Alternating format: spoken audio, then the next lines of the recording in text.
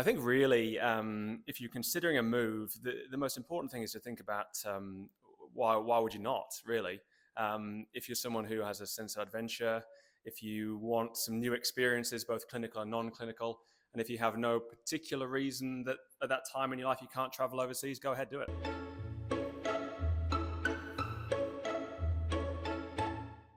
Hi, I'm James. I'm a rural generalist from northern New South Wales.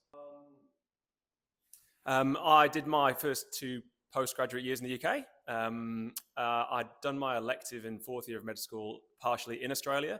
And at that point, I realized that I enjoyed the lifestyle and the medical opportunities out here. So as soon as the opportunity arose, I came out and started a career out here. I think from a medical point of view, there's not a huge transition.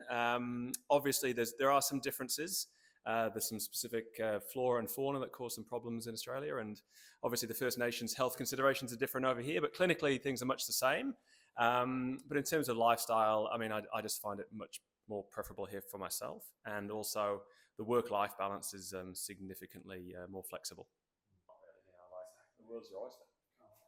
I think for me, it's the flexibility more than anything else, both from a clinical point of view. I work admitting patients to the hospital, I work in the emergency department, and I provide primary care. And you've got the flexibility to explore all those clinical avenues, and you also have the flexibility to live wherever you like in the country, because there's always a need for rural generalists. I think everyone in their career has those moments, both from a clinical point of view and also from a sort of emotional and personal point of view.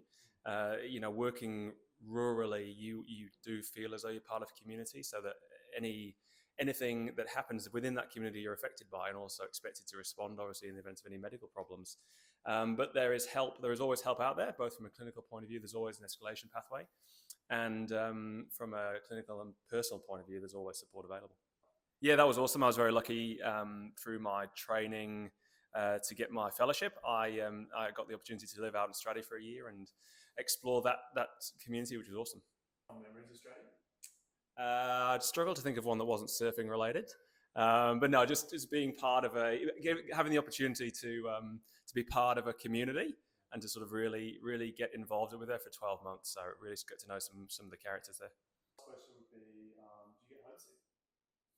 For the UK? Yeah. No. Okay.